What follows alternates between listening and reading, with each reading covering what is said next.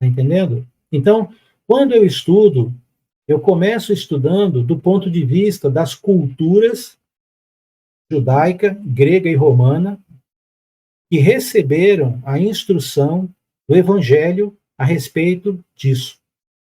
Então, qual foi o impacto que o ensino de Jesus sobre casamento teve nas culturas judaica, grega e romana? Né?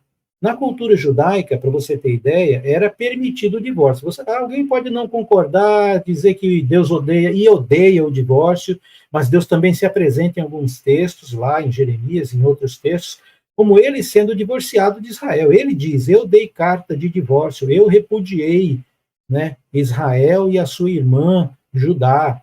Deus se apresenta, ele odeia, claro que ele odeia, mas ao mesmo tempo ele também se apresenta como um divorciado, porque a relação dele com Israel no Velho Testamento às vezes é comparada a um casamento que não deu certo.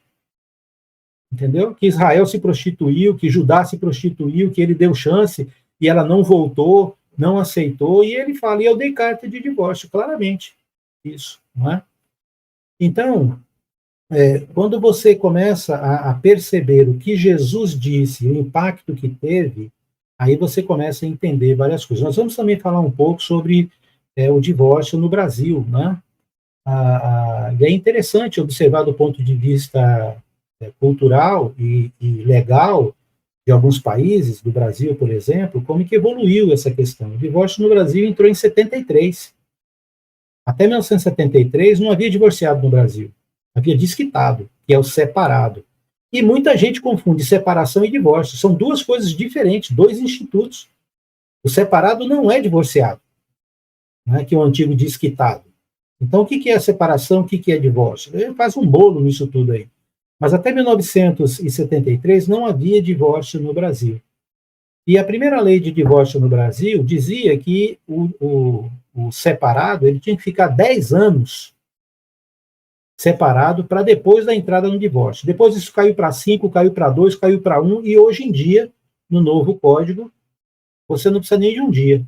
No mesmo dia que você casou, se você quiser no dia seguinte ali da entrada, você pode. Então veja como a lei vai mudando, não é? Como esses conceitos vão... Qual o impacto que isso teria na igreja, né? Então, será que uma pessoa que a esposa traiu e não quer mais voltar para o marido e o homem é cristão, ela também era. E ela não quer mais saber dele, né? E aí ela mesma vai lá e faz o divórcio litigioso, vai lá no juiz e fala: não quero mais esse homem, não quero mais viver e tal, nem nada. Bom, se isso fosse nos anos 80, 70, 80, tinha que esperar 10 anos para regularizar essa situação, né? E como é que ficaria do ponto de vista espiritual para algumas pessoas? Aí depois caiu para 5, aí depois caiu para 2. Eu lembro que quando caiu para 1 ano, eu tive uma conversa com uma pessoa que estava nesse processo, eu disse para ela: olha, espera 1 ano, espera aí mais alguns meses, né, para você poder tomar uma outra decisão até que se consolide o divórcio legal. Mas ele não quis esperar e aí se envolveu com uma pessoa antes daquele ano e tal, isso tomou problema na igreja, né? Então, veja, não é tão simples assim. Começa pelo conceito de assim, o que é o casamento? Quem define? Quem define o que é casamento? Quem nós da igreja, a quem os cristãos dão o direito de dizer que um casal é casado? A quem? Então, a maioria das pessoas cometem um erro. Elas acham que a lei brasileira é a lei que vigora no mundo inteiro. Entendeu? As pessoas acham que as regras do casamento é igualzinho aqui no Brasil. E dentro do nosso país, nós temos, por exemplo, territórios indígenas em que casamento lá tem nada a ver com cartório. É um rito completamente diferente. Casamento depende da cultura, depende da religião, depende da justiça, da lei daquele país. Depende.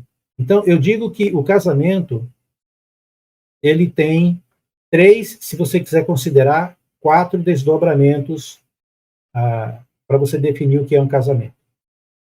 Tem o casamento que eu chamo de espiritual ou primitivo, bíblico, nesse sentido primitivo, que é quando Deus apresentou Eva para Adão. Não tinha cartório, não tinha igreja, portanto, o casamento, naquele momento, o casamento primitivo foi um homem e uma mulher se unem numa só carne. Ponto. O casamento primitivo, primário, lá em Gênesis, era um homem e uma mulher se unir, os dois numa só carne. Só que tinha um detalhe: Deus também disse algo atemporal. Ele disse, portanto, deixe o homem pai e mãe. Ora, por que Deus disse deixe o homem pai e mãe se o homem não tinha pai nem mãe? Porque ele evocou essa regra de que um homem e uma mulher se unindo, eles eles iniciariam uma nova família, uma família nuclear nova, e deixariam o pai e mãe. Essa foi a instrução lá, se não tinha pai e mãe.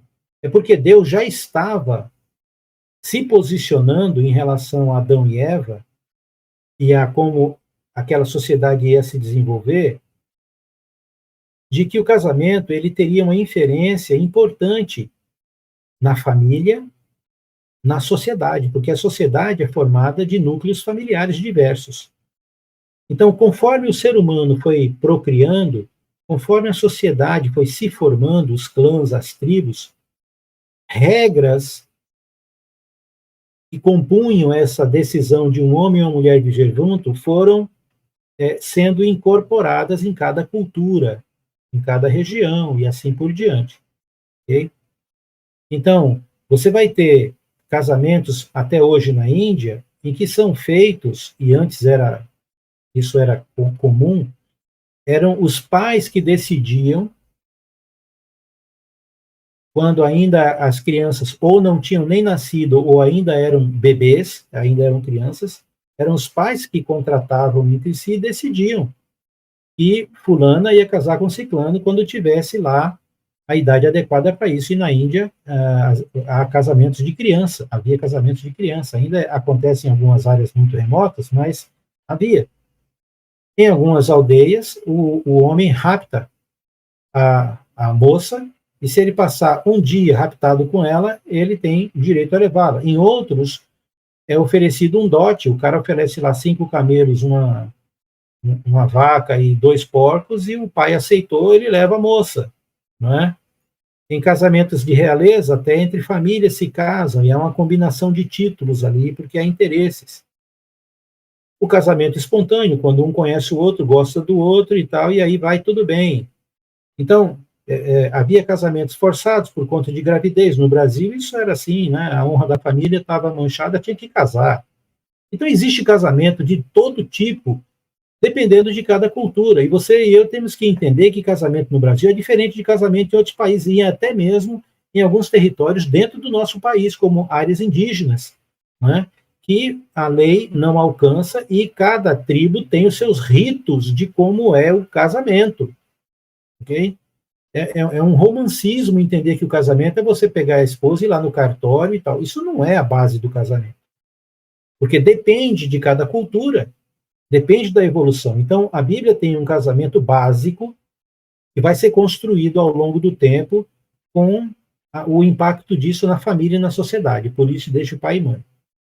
Aquela primeira geração de pessoas criadas, descendentes de Adão e Eva, eles estavam sob uma bênção, uma palavra de Deus de crescer e multiplicar, serem fecundos. E os primeiros casamentos foram casamentos que hoje nós diríamos incesto, né? Veja, aqueles casamentos foram de irmão com irmã, não é? Primo de primeiro grau com primo de primeiro grau. Então, não houve uma evolução? Houve, do ponto de vista no geral hoje, no geral, mundial, no geral, que há exceções, hoje o mundo tem como um incesto, algo meio que abominável, um irmão casar com uma irmã. Mas o nosso Deus autorizou casamentos entre irmãos num período. Houve evolução ou não houve uma evolução? Houve. Então temos que tomar cuidado quando nós criamos preconceitos e regras que o nosso próprio Deus, com a autoridade que ele tem e ele pode, né, fez diferente. Deus disse: não matarás. Na lei seca, não matarás é não matarás. Mas Deus matou e mandou matar. Deus mandou Davi matar várias pessoas. Então Deus mandou matar, né? Existe o direito de se matar em defesa própria, né? Isso é uma excludente de ilicitude, quando você mata alguém em defesa da sua vida. Então, não é bem assim. Às vezes parece que é coisa de um jeito, mas quando você começa a estudar e ver detalhes, você vai ver que a lei ela vai se desenvolvendo com várias variáveis aí. Se você não tomar cuidado, você termina se queimando usando um versículo, enquanto tem outro que está falando outra coisa, mas ele não está se contradizendo, é apenas uma evolução que precisa ser respeitada. Okay? Então, o primeiro casamento é aquele casamento dito por Deus lá. Okay? Mas o casamento ele foi adquirindo um conceito social e logo depois religioso. Social como? Foi dependendo de cada sociedade, de como eles diziam ou entendiam o que era um casamento. Um homem e uma mulher viverem juntos. Isso evoluiu também porque as sociedades foram crescendo, as tribos se dividindo, e elas foram adotando adoração a vários tipos de entidades. Deus não era o único Deus a ser adorado. Os seres humanos criaram deuses para si. E os casamentos passaram a ser ritos religiosos também. Okay? Passaram a ter. Nós temos alguns irmãos em Cristo e o casamento dele foi feito na Umbanda. Né? Nós temos irmãos em Cristo e o casamento foi feito numa sessão espírita. Nós temos irmãos que foram casados só no cartório. Nós temos irmãos que foram casados em diversos tipos de religiões aí. E nós vamos chegar e dizer, não, seu casamento está errado. Tem que desfazer esse casamento. Não valeu. Né? Então, veja, o casamento é uma instituição criada por Deus, um homem e uma mulher vivendo juntos, que existe antes da igreja, antes da lei, antes do cartório. E há alguns conceitos aqui que são bem interessantes de observar. Bem, depois desse casamento sócio, cultural, religioso, tem o casamento legal. Porque as sociedades, os países, as tribos, os clãs, eles foram evoluindo e criaram regras comuns. A Constituição Federal Brasileira, por exemplo, as leis que os países têm, todas as constituições e leis que um país tem são para regular e para punir procedimentos em que intuito? No intuito de que os problemas sejam resolvidos ou reduzidos. Então, as regras que são colocadas no Código Civil Brasileiro sobre casamento é para proteger o indivíduo, porque o casamento é um contrato ali em que eles fizeram de viver juntos. E tem que ter regras. Cada país faz as suas regras. Aqui no Brasil, para você ter ideia, a lei evoluiu muito de casamento, mas evoluiu bastante. No passado, até os anos 70 ali, a mulher não tinha direito a nada. Você sabia que se uma mulher, por exemplo, herdasse a empresa da família e ela fosse casada, a empresa, quem mandava era o marido? Era o marido. Né? Então, aqui no Brasil, havia a ideia de que o marido, se ele pegasse a mulher com alguém ou alguma coisa assim, um crime passional, né? O cara matava a mulher e, na verdade, se foi confirmado aquilo tudo, aquilo não era nem levado como crime, no sentido de... Foi, na verdade, uma defesa da honra, entendeu? A República, o casamento, ele passa a ser regulado pela República em lei em 1902, aqui no país. Antes de 1902, casamento no Brasil era só reconhecido feito em igreja católica. Somente em igreja católica. O padre tinha a escrituração do casamento e isso ficava num livro guardado na igreja. Não tinha cartório.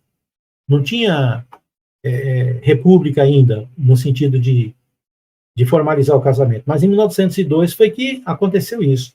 E uma das prerrogativas ali para a revolta de Canudos, lá com Antônio Conselheiro, foi essa, inclusive, que ele não aceitava o casamento em cartório. Tem que ser só na igreja. Entendeu? Agora, você imagina os casamentos de protestantes ou não católicos que aconteceram antes de 1902.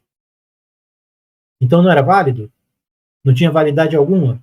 Porque a coroa disse que casamento só na Igreja Católica, porque a Igreja Católica tinha esse poder em suas mãos. Né? A Frei Caneca veio junto ali nas Caravelas, rezou a primeira missa lá na Bahia. Então, teve um poderio católico muito grande na questão do casamento. Então, veja, a questão ela é complexa. Não tem um padrão para dizer primeiro quem é casado ou não. Queremos pegar o do Brasil, então veja só como é, Anderson, uma coisa. No Brasil, as denominações, o mundo religioso evangélico, inclusive a Igreja de Cristo, usa qual passagem bíblica para justificar que o casamento é em cartório? Onde está escrito na Bíblia, no Novo Testamento, que casamento só é válido se é em cartório?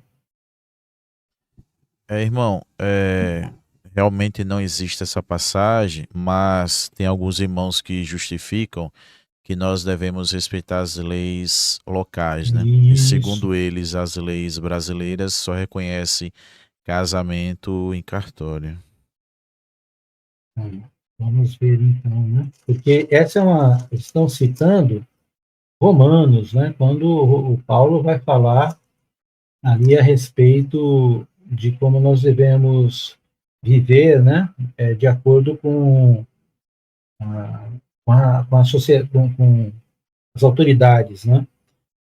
Mas assim, primeiro, esse texto ele não está tratando de casamento, ele está tratando de conceitos que são viver fora da lei como um criminoso, não pagar imposto, ser uma má pessoa, desobedecer, não é? Ali o que os legisladores, né, colocaram como regra.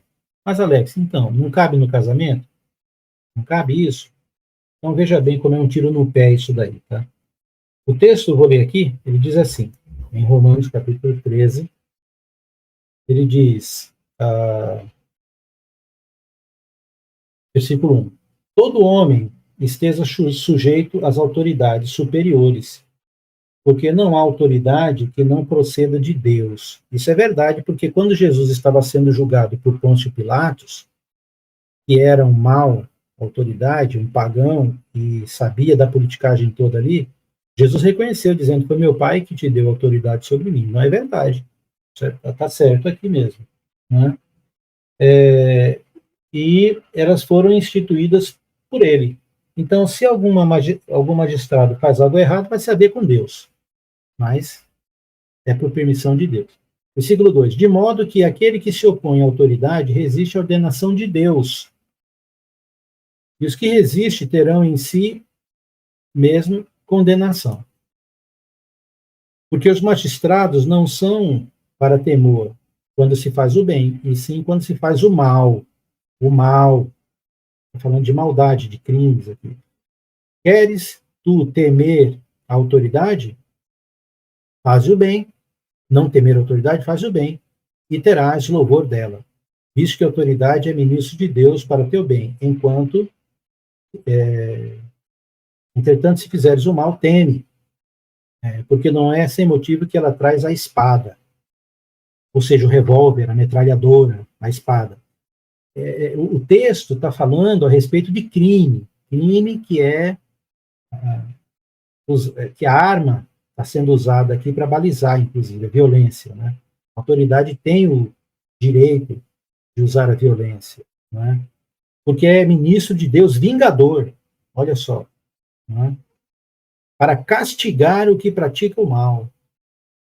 É necessário que lhe estejais sujeitos, não somente por causa do temor, da punição, mas também por dever de consciência. Então vamos lá. Nós estamos dizendo, as igrejas estão dizendo, que o casamento, quem define, são as autoridades constituídas. Correto?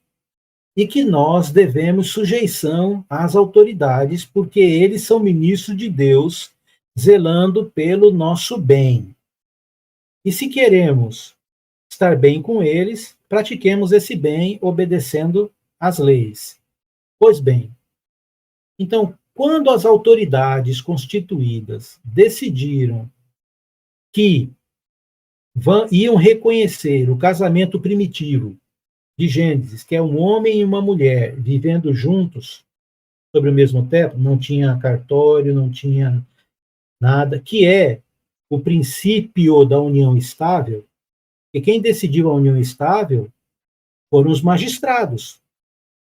Foram estes que o texto está dizendo. E eles decidiram o quê? Em tese, na questão do casamento, homem e mulher. Não estou falando da homossexualidade, não. Estou falando do homem e mulher. Eles disseram que o homem e a mulher, se viverem juntos, se tiver o ânimo e viverem juntos, eles consideram como um núcleo familiar. O que isso é? Isso é o reconhecimento do casamento primitivo em que um homem e uma mulher decidiam viver juntos. O novo Código Civil, em 2002, ele depois foi aprimorado sobre esse tema, ele decidiu validar e dar direitos e deveres, hoje são os mesmos, de qualquer casado, pode escolher, inclusive, a modalidade de casamento, né? Separação parcial de bens, total, universal, também podem. Antes não podia, agora podem. Eles decidiram reconhecer uma união assim. E para reconhecer essa união, você precisa ter apenas três qualificações que estão no Código Civil para reconhecer. Por exemplo, legitimidade e publicidade, por exemplo. Você pode provar com endereços em comum, com testemunhas, com uma cerimônia de casamento registrada, com ela inscrita no seu plano de saúde como dependente, ou ele. Então, precisa de 3 provas para que possa ser consolidado em caso deles não terem ido a um cartório para fazer a declaração. Ok? Então, eu não estou falando, meus irmãos, do ponto de vista do que eu acho. Eu estou falando do ponto de vista jurídico, legal. Nós estamos dizendo que quem determina que esse texto se refere a casamento também, somos nós. E nós estamos dizendo que as autoridades é quem decide. Pois bem, essas autoridades decidiram agora reconhecer o casamento como era em Gênesis, um homem e uma mulher viver juntos. E agora, o que a gente faz com isso? Esse é um grande ponto de polêmica nas igrejas. Um grande ponto de polêmica. Mas nós não podemos negar o fato de que os magistrados decidiram incluir o reconhecimento de um novo tipo de reconhecimento de constituição de um núcleo familiar. Qual é esse novo? Não é novo, é o mais velho que tem. É quando o homem e uma mulher decidem viver os dois sob o mesmo teto e tendo ali a relação entre eles. Entendeu a questão simples assim? O casamento vem se desdobrando. Cada cultura, cada tribo, cada país, cada lei é que vai decidir quem é ou não casamento, o que é ou não casar, quem é ou não é casado, e assim por diante. Então não adianta eu chegar aqui e dizer para vocês que irmão ali não é casado porque ele não foi no cartório, porque a lei brasileira diz, hoje isso não dá mais, dava até 2002, 2002 dava. Até 2002 você podia até dizer, olha, vocês não são casados, porque no Brasil não existe nenhuma legislação que apoie esse tipo de casamento, a não ser que você fosse indígena, e de uma tribo lá que está numa reserva que o Código Civil não alcança, aí tudo bem. Ou viesse de outro país, aí tudo bem. Então, você está entendendo a complexidade, Anderson?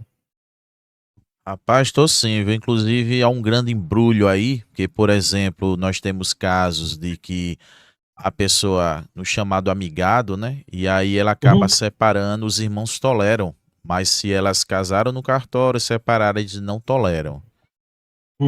No caso, desconsidera que essa união, né, como o senhor mesmo falou, para a própria justiça é considerado um tipo de Então, casamento, né? aí vai os enrolos, né? Vai os desdobramentos. Nós estamos falando da base. Nem chegamos nesses problemas maiores.